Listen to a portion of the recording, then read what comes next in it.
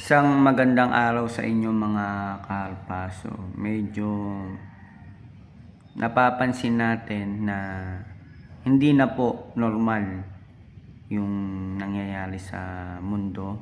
Kaya nais ko po uli na ibahagi yung panaginip ng aking anak 5 years ago na ang pagbabalik ni Jesus.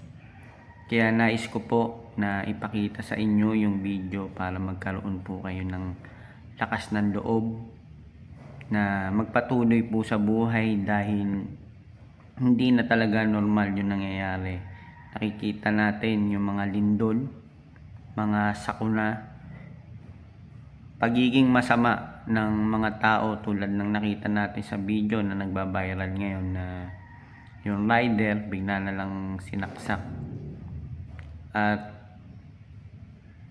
yung flood control na nangyayari na halos ang nag-iimbestiga ay yung mga mismong sangkot. Pero wag po kayong mag-alala doon dahil ang Diyos po ang huhusga sa kanila. Hindi man sila mapulusahan dito, sigurado pong pagbabayaran nila yan.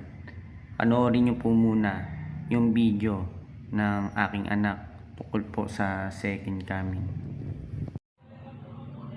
Magandang umaga sa inyo.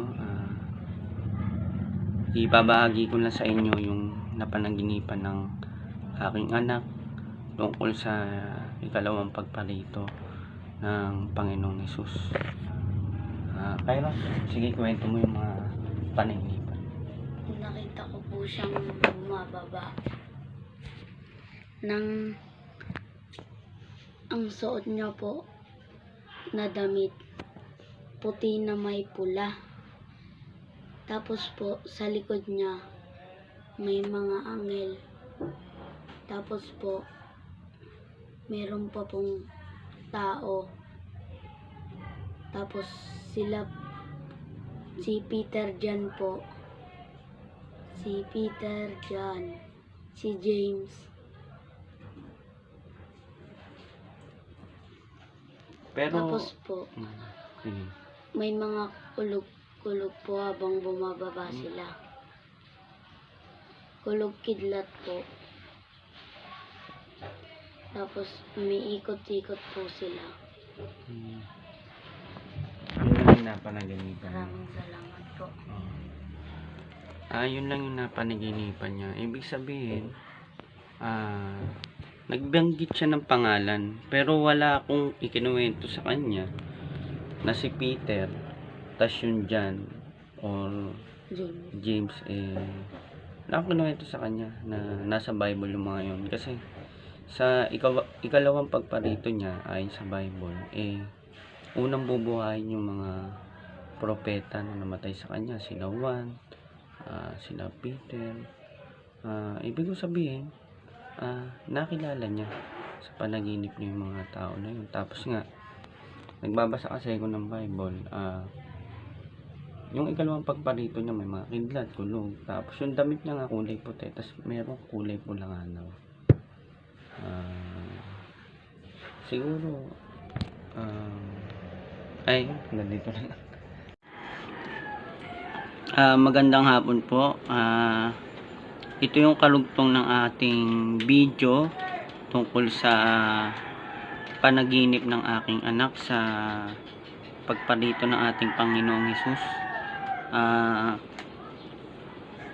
Pasensya na po kayo, pagdating sa vlogging medyo hindi po ako sanay. Ang pinagtataka ko lang, nakwento ng aking anak na nakita niya doon si John, si Peter, tsaka si James. Sa totoo si James, medyo hindi ko talaga kilala Pinagtanong ko pa sa kapitbahay ko kung sino si James yung sa Tagalog. Yung pala si James pala ay si Santiago. Kasi si John, si Juan sa Tagalog. Tapos sino yung isa kayo? Juan, tapos Peter. Si Peter naman si Pedro. Kaya sa mga nanonood nito, makakapanood ng video na to, sa mga nakakaalam tungkol sa Biblia, Kapag ang tao ba namatay at napunta sa langit, magkakakilala pa. Kasi yung anak ko, hindi naman nagbabasa ng Bible, pero nakita niya na ang ating Panginoong Hesus ay bumaba, nasa likod yung mga anghel, may mga tao, tapos nandun din daw si James, si John, at si Peter. Tataka ko paano niya nakilala. Siguro sa mga sasagot ng tanong ko, maraming salamat po. Ulitin ko ulit yung tanong ko. Ang tanong ko po ay kung tayo po ay mapupunta sa langit, kung sakasakali, ay tayo po ba ay magkakakilala pa? Okay, salamat po. Yan po yung testimonya ng aking anak sa panaginip niya tungkol sa second coming. At ang susi lamang po sa kaligtasan ay magtiwala po tayo sa Diyos, kay Lord Jesus Christ sa Ama. At hindi na po natin kailangan pagdebatihan ang reliyon, lalo kung ang sinasamba naman po natin ay ang Panginoong Hesus o ang Ama. Dahil minsan, ang reliyon ay pinagsisimulan pa ng mga pagtatalo, pag-aaway.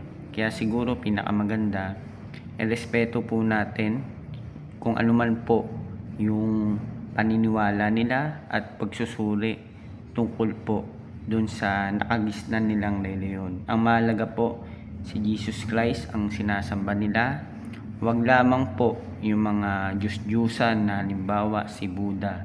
Yan, dun po yung ibang paniniwala na hindi natin kailangan paniwalaan. Basta ang i-advise ko lang po sa inyo, maniwala po tayo kay Lord Jesus Christ. At nakikita na po natin yung mga sign at hindi na po talaga normal yung nangyayari dito sa mundo.